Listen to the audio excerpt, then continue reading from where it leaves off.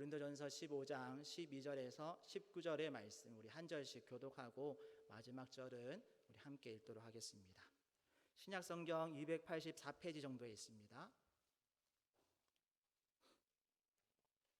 우리 찾으셨으면 고린도전서 15장 12절에서 19절 말씀 한 절씩 교독하겠습니다. 제가 먼저 읽습니다. 그리스도께서 죽은 자 가운데서 다시 살아나셨다 전파되었거늘 너희 중에서 어떤 사람들은 어찌하여 죽은 자 가운데서 부활이 없다 하느냐. 죽은 자의 부활이 없으면 그리스도도 다시 살아나지 못하셨으리라. 그리스도께서 만일 다시 살아나지 못하셨으면 우리가 전파하는 것도 헛것이요 또 너희 믿는 믿음도 헛것이며 우리가 하나님의 거짓 증인으로 발견되리니 우리가 하나님이 그리스도를 다시 살리셨다 증언하였음이라. 만일 죽은 자가 다시 살아나는 일이 없으면 하나님이 그리스도를 다시 살리지 아니하셨으리라. 만일 죽은 자가 다시 살아나는 일이 없으면 그리스도도 다시 살아나신 일이 없었을 터이요 그리스도께서 다시 살아나신 일이 없으면 너희의 믿음도 헛되고 너희가 여전히 죄 가운데 있을 것이요 또한 그리스도 안에서 잠자는 자도 망하였으리니 만일 그리스도 안에서 우리가 바라는 것이 다만 이 세상이면 모든 사람 가운데 우리가 더욱 불쌍한 자이리라. 아멘.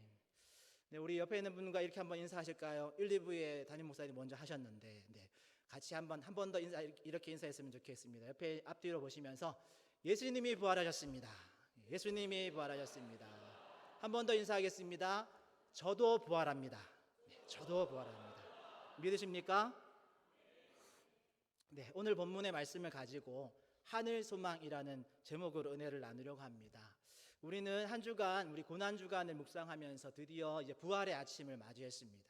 고난 주간에는 예수님의 이 고난에 동참하는 의미로 음식을 절제해서 금식하기도 하고 또 미디어의 일용을 줄이면서 즐거움을 절제하기도 했습니다. 그리고 금식한 한 끼의 식사비를 어려움을 당한 우크라이나의 이웃들에게 성금으로 전달하기도 했고 또 고난을 묵상하고 고난에 동참하면 동참할수록 예수님의 이 부활의 기쁨이 더 진하게 우리에게 다가오는 것을 경험하게 되지요. 그런데 사실 우리가 매년 반복되어지는 이 부활절을 때때로 좀 무미건조하게 지나치는 경우가 가끔 있습니다.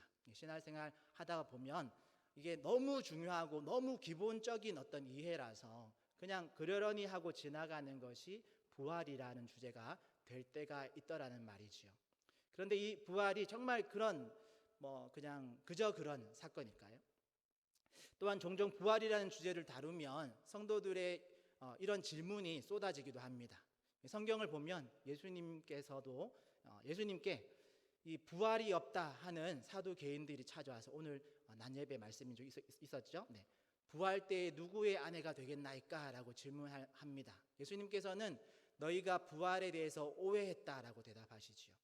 그리고 로마 카톨릭에서는 예수님께서 십자가 우편 강도에게 말씀하셨던 오늘 내가 나와 함께 낙원에 있으리라 누가복음 23장의 말씀인데요. 그 말씀을 가지고 죽은 사람이 연옥에 있는데 이승에 있는 사람이 죽은 자를 위해서 면죄부를 구입해서 헌금을 열심히 하면 그 연옥에 있는 사람을 천국으로 끌어올릴 수 있다라는 해괴한 교리를 펼치기도 합니다. 또 어떤 사람은 자신이 천국과 지옥을 다녀왔다라고 방방곡곡에 간증하러 다니기도 하고 책을 써서 베스트셀러가 되기도 하죠. 그런데 이런 모든 것이 사실은 부활이 도대체 어떤 것인지를 잘 몰라서 생기는 오해들입니다. 성경에서는 부활의 특징들을 곳곳에서 말하고 있습니다. 그리고 이것을 잘 정리해서 알고 있을 필요가 있지요. 그래야 엉뚱한 어떤 주장에 휘둘리거나 또 엉뚱한 어떤 주장에 쫓아다니지 않게 되어집니다. 그런데 이런 다양한 부활의 특징들을 설교 한 편으로 다 설명하기란 쉽지 않습니다. 그래서 성경 공부나 또 특별한 어떤 강의 시간을 마련해서 이런 것들을 한 번씩 잘 정리해 줄 필요가 있지요. 그래도 운만 띄우고 그냥 지나치면 조금 그러니까 부활체의 특징을 간단히 다루고 넘어가 보려고 합니다. 육체가 우리가 부활하게 되어질 때 보통 이제 부활체 이렇게 말하는데 부활체는 시간과 공간을 초월하는 육체로 변화되어집니다. 그냥 영혼만 있는 게 아니고 육체가 시간과 공간을 초월한 육체. 그래서 예수님이 부활하셨을 때 제자들이 문을 다 걸어 잠그고 있었던 그 한가운데에 들어오셔서 인사하기도 하고 또 그 이야기하다가 또 순식간에 사라지기도 하신 거지요. 그리고 부활체는 우리의 모습 중에서 가장 아름다울 때의 모습으로 부활합니다. 보통 신학자들은 아담이 처음 창조될 때의 나이대로 부활한다라고 보통 예상합니다. 즉 20대의 젊은 청년의 모습에 가장 아름다운 때의 모습으로 부활하는 거지요. 그래서 빈 무덤에서 부활하신 예수님을 처음 만났던 마리아나 또 엠마오로 가던 제자들이 부활하신 예수님을 처음 만났을 때 즉시로 얼굴도 보고 가까이서 봤는데도 그 예수님을 알아보지 못했던 것이 이들은 30세 이후에 예수님을 알고 있었던 사람들이잖아요. 그래서 그들이 20대에 예수님을 만났기 때문에 한 번에 바로 알아보지 못했다라고 보통 설명합니다. 하지만 예수님과 대화하면서 예수님의 목소리를 듣고 예수님의 말씀을 들으면서 이거 어디서 많이 듣던 목소리인데 이건 어디서 많이 듣던 메시지인데 하면서 이분이 예수님과 닮았는데 하다가 말씀 듣다가 이분이 부활하신 예수님이구나 라는 것을 알아차렸다라는 거죠. 그리고 이 가장 아름다운 또 온전한 모습으로 부활한다라는 것은 우리가 어떤 사고사를 당했거나 또는 육체의 어떤 장애를 가지고 평생 살았다 하더라도 부활체가 되어질 때에는 그 모든 장애와 어떤 상처나 질병 이런 것들이 전혀 없는 온전한 몸으로 부활한다는 말입니다. 이외에도 여러 가지 특징들이 있지만 하나만 더 이야기하자면 부활체는 이 땅에서의 삶의 기억을 모두 가지고 부활합니다.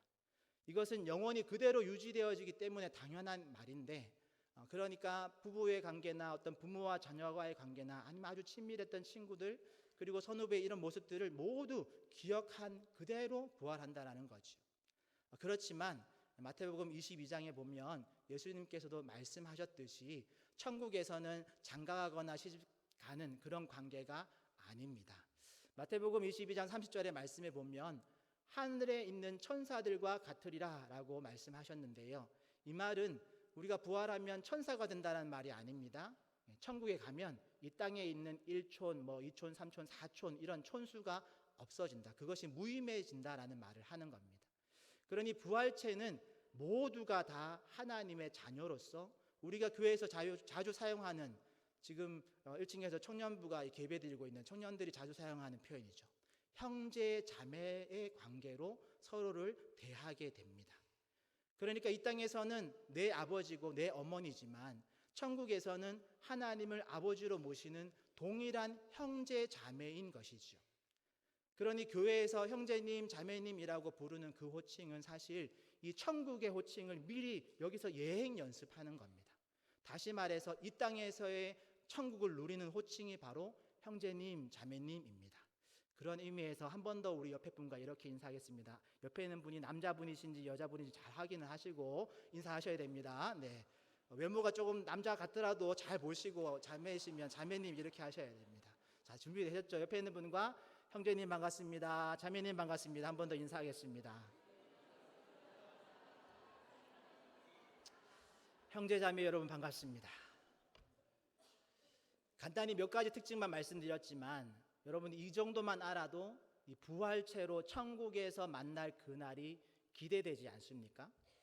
그래서 가끔 저나 저희 집사람이나 이런 말을 할 때가 있습니다. 서로 빨리 천국 가고 싶다.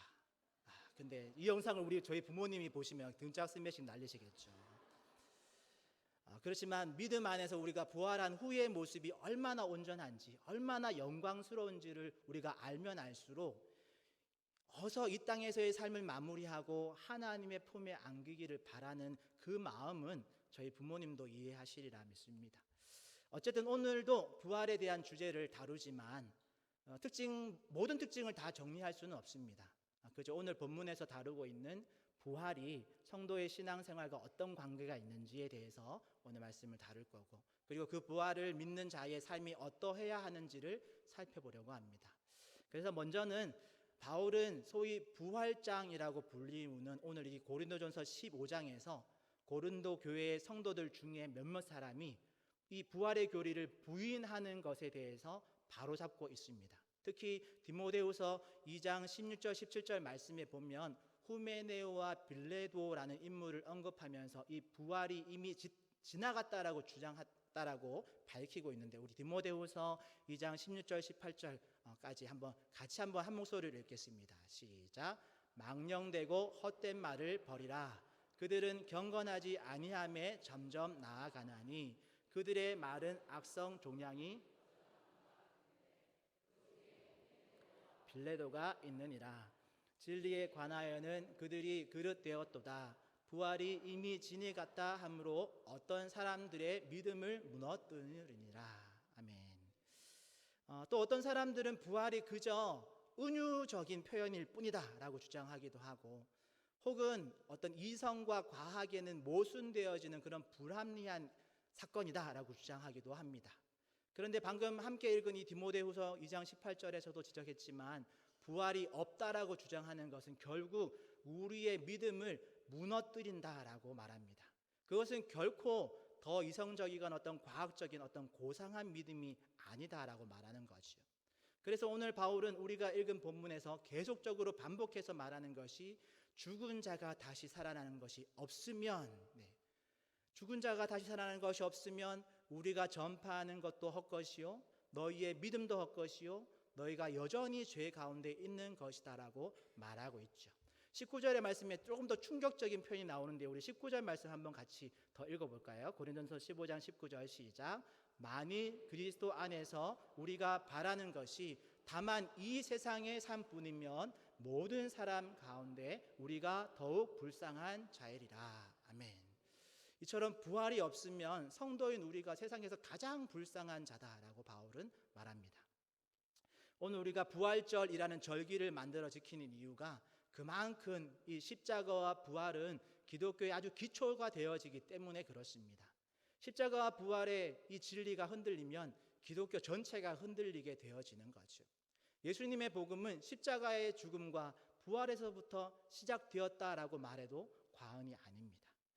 다음으로 생각해 볼 것은 성경 속에서 오늘 고린도전서 15장에서 말하고 있듯이 죽었다가 다시 살아나는 사건이 여러 번 등장한다라는 점입니다.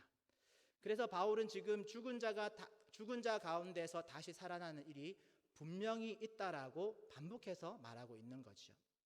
그런데 그렇다고 해서 이렇게 다시 살아난 사람들의 경우와 예수님의 부활이 완전히 동일하다는 뜻은 아닙니다. 보통 이렇게 다시 살아난 사람들은 영원한 생명으로 사는 것이 아니라 다시 육체의 죽음을 맞이하게 되어지죠. 그러나 예수님의 부활은 구약 성경에 예언된 대로, 그리고 예수님이 땅에 계실 때 직접 말씀하신 대로 3일 만에 다시 살아나셨고, 이 다시 살아남, 이 부활은 시 공간을 초월한 육체의 부활, 즉 부활체로서 부활하고 그 부활체로서 천국에 이르고 영원한 생명을 누리는 부활을 말하고 있습니다. 그러기에 오늘 바울이 말하는 다시 살아남과 예수님의 부활은 질적으로 차이가 있는 거죠.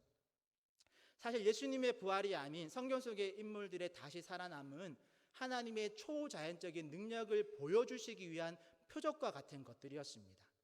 이것은 일반적으로 다수에게 일어나지 않았습니다. 아주 특별한 경우에 아주 특별한 의도를 가지고 허락되었던 사건들이죠. 그런데 여러분, 예수님의 부활과 예수님을 믿는 자들의 부활은 특별한 케이스에만 일어나는 사건이 아닙니다. 예수 그리스도를 자신의 구원자로 믿는 자들에게는 누구에게나 약속된 사건입니다. 그러니 예수님의 부활은 그를 믿는 모든 자에게 일어나는, 즉 다수에게 일어나는 사건이다라는 거죠.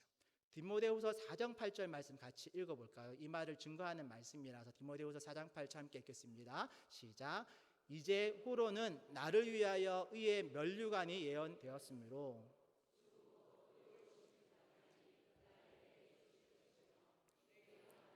주의 나타나심을 사모하는 모든 자에게 도니라. 아멘. 그리고 이 놀라운 사건이 믿는 자에게 약속되었음을 우리가 믿는다면 이것은 타인에게 일어나는 사건을 넘어서 나에게 일어나는 놀라운 사건입니다. 믿으시나요? 네, 제가 타이밍을 잘못 드린 것 같은데, 사실 이게 가장 중요한 건 아니겠습니까? 내 옆에 친구가 또는 내 부모님이 내 자녀가 영원한 생명을 가지는 부활로 일어나는 것도 너무너무 중요하지만 그 부활이 나에게 일어나는 것보다 더 중요할까요?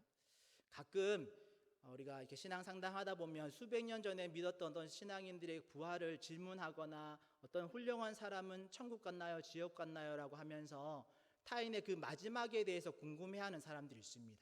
주로 학생들이나 청년들이 그런 질문을 할 때가 많이 있는데요. 신기한 건 세대를 불문하고 학생들은 항상 이 질문을 이렇게 질문합니다. 항상 동일한 사람을 등장시켜요. 세종도왕은 천국 갔어요? 지옥 갔어요? 이순신 장군님은 천국 갔어요? 지옥 갔어요? 이렇게 질문하는데, 그리고 그런 이 사람들의 이런 천국 가고 지옥 가고를 가지고 자신의 신앙을 결정하려는 사람들을 만나면 저는 항상 그 아이들에게 이렇게 대답합니다. 야 임마, 욕한 게 아닙니다. 임마는 표준말입니다. 제가 찾아보니까 임마가 표준말이더라고요. 이노말을 줄임말이 임마라고 하더라고요. 그래서 야 임마, 세종대왕이나 이순신 장군이 천국 갔는지 지옥 갔는지 그게 뭐가 그렇게 중요하냐? 이게 뭐가 중요한디? 네가 어디를 갈지가 더 중요하다고 생각하지 않냐라고 이렇게 질문하지요.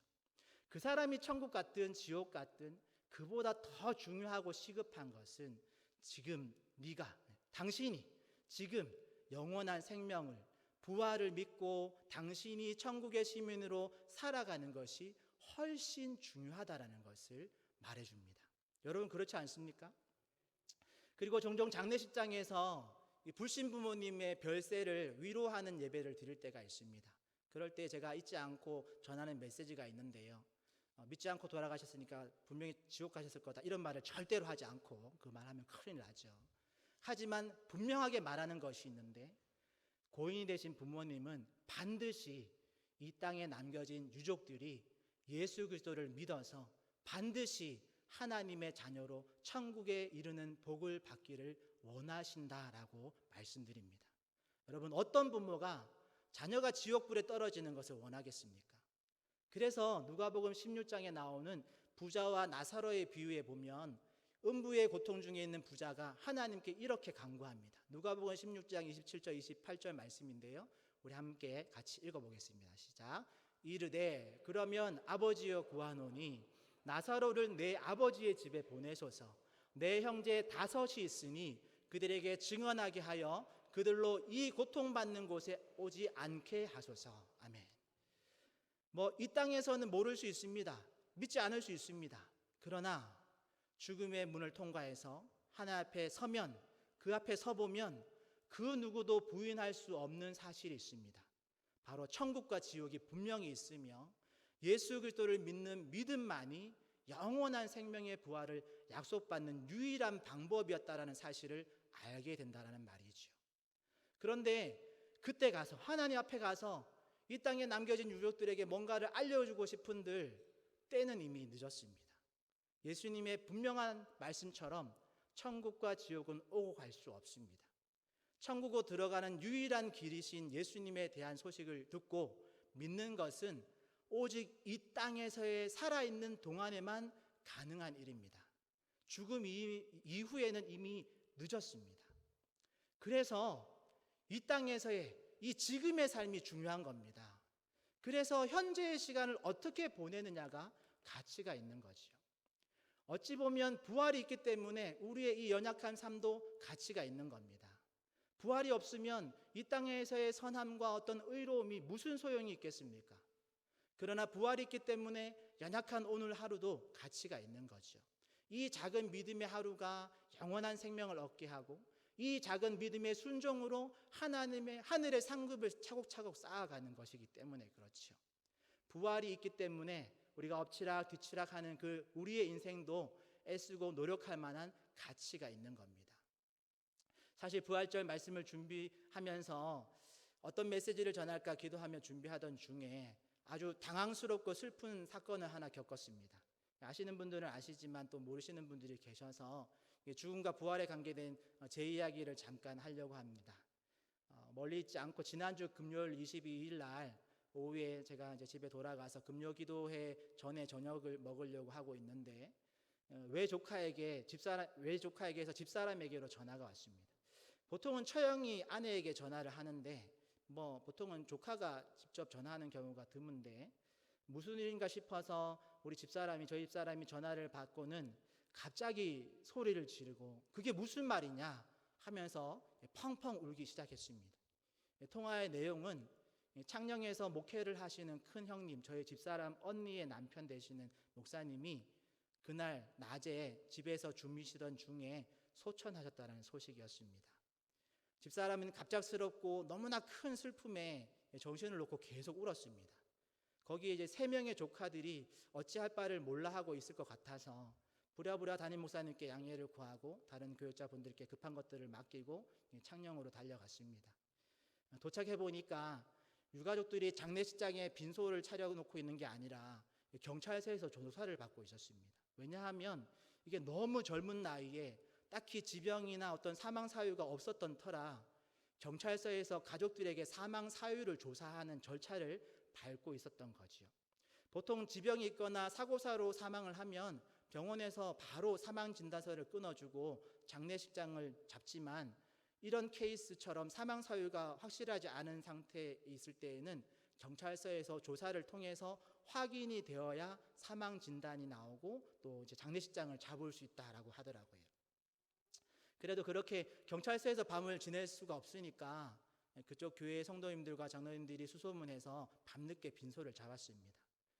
형수님은 대화할 상태가 아니었습니다. 그래서 조카들이나 성도님들의 이야기들을 종합해서 들어보다 보니까 이런 이야기였습니다. 며칠 전부터 목사님이 담이 온 것처럼 등 쪽과 어깨 쪽에 통증이 있었다고 했고, 그래도 뭐 대수롭지 않게 생각하고 당일날도 평상시와 똑같이 새벽 기도회를 인도하고 집에 와서 이제 아프시니까 약을 먹고 누웠는데 아마 그때 그대로 소천하게 되신 것 같다라고 말합니다. 가족들은 약 먹고 주무시는 걸 보고 다 자기 일보로 나갔다가 오후에 집에 와서 이 소천한 모습을 발견한 거지요. 나중에 병원에서는 이게 정확한 사망 사유를 알 수 없는 급성 심정지라고 진단을 내렸습니다. 누구도 전혀 상상하지 못한 타이밍에 하나님의 부르심을 받아서 남겨진 유가족들의 이 당황스러움과 그 황망함이 이루 말할 수 없었습니다. 올해 53세의 나이로 갑작스러운 소천을 한 저희 형님네 가정의 장례를 치르면서 제가 여러 가지 생각이 들었습니다. 이 고인이 되신 목사님은 아무도 믿지 않는 가정에서 고2 때 처음 교회에 나가시고 회심하고 대학교 1학년 때 목회자가 되기를 소원한 후에 거의 복음에 미친 그런 전도자의 삶을 사셨습니다. 30대, 40대에는 한국에서의 모든 것들을 다 정리하고 새 자녀를 데리고 에콰도르 선교사로 가셔서 수년간 예수님의 그 복음을 위해서 헌신하셨고 5년 전쯤에 이제 한국에 돌아오셔서 창녕의 한 교회에 위임을 받으셨습니다. 처음 부임할 때보다 성도들도 늘었고 교회 이곳저곳도 아름답게 변했습니다. 사모님과 세 자녀는 교회에서 없어서는 안 되는 중요한 일꾼으로 하나님의 사역을 다 같이 가족이 똘똘 뭉쳐서 그 교회를 함께 감당했습니다.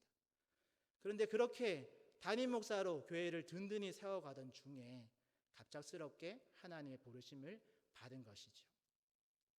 그러니 이런 가정과 또 담임 목사를 잃은 교회에게 따로 뭐라고 위로할 수 있겠습니까?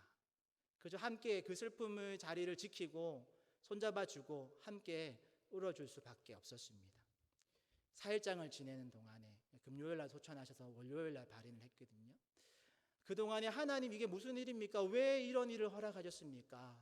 앞으로 이 가정을 어떻게 하시려고 이러십니까? 등등. 그나마 셋 있는 아이들이 이제 24세 이상 다 컸고 각자의 자리에서 공부 중이고 취업 준비 중이고 해서 조금은 마음이 놓였지만 그래도 이 질문이 계속 되는 거죠. 왜 이런 일을 허락하신 건지. 물론 설교를 하고 있는 지금도 그 이유를 분명히 알 수 없고 하나님께서는 아무런 대답도 없으시죠. 그런데 장례를 치르고 슬퍼하는 그 가정을 보면서 문득 이런 생각이 들었습니다. 믿는 우리에게 부활이라는 소망이 없으면 이 큰 슬픔을 어떻게 위로하고 어떻게 견뎌낼까? 사위를 잃고 딸과 손주들이 홀로 남겨진 것을 지켜보는 저희 장인어른과 장모님도 그렇고 모든 식구들이 믿음의 식구들이지만 부활이 없다면 이 죽음이라는 이별을 어떻게 위로하고 이겨낼까라는 생각이 들었습니다. 그리고 집례하는 모든 목사님들이 한결같이 위로하는 말은 우리에게 부활의 소망이 있지 않느냐였습니다. 물론 그게 당장 남편을 잃고 아버지를 잃은 유가족에게는 얼마나 위로가 되겠습니까? 그렇지만 그렇게 생각하다가도 다시 생각해보면 그래도 그 말씀이 우리의 삶을 다시 한번 일으키고 다시 한번 소망을 가지게 하는 유일한 희망임을 부인할 수가 없습니다. 저희 집사람이 일주일 정도 지나서 목요일 정도에 한 번 더 장모님과 같이 내려가서 안부를 묻고 돌아봤는데요. 다행스러운 건 돌아와서 통화하던 걸 제가 잠깐 들었는데 이제 처형이 부활에 대한 이야기를 하더라고요. 저희들이 부활에 대해 아무리 말해도 그 본인이 그게 수용되지 않으면 그 애가 쓰이던데 제가 그 통화의 내용을 옆에 들으면서 아주 많이 감사했습니다. 여러분, 부활이 없으면 우리가 이렇게 신앙생활 하는 것이 무슨 소용이 있겠습니까? 천국이 없으면 이 땅에서 인간의 본능을 쫓아서 살아가는 것을 거부하고 하나님의 말씀에 쫓아가는 이 삶이 무슨 의미가 있겠습니까? 저희들이 읽지 않았지만 우리 15장 32절의 말씀에 보면 하나님을 알지 못하는 자 중에 죽음으로 모든 것이 끝, 그 후로는 아무것도 없다라고 생각하는 자들은 내일 죽을 터이니 오늘 먹고 마시자 하며 남은 날을 무의미하게 살아간다라고 지적합니다. 33절에서는 이런 자들은 선한 행실을 방탕과 방종으로 더럽히는 악한 동무다라고 말합니다. 34절에서는 그러기에 살아있는 동안에 깨어서 의를 행하고 죄를 짓지 말 것을 강조합니다.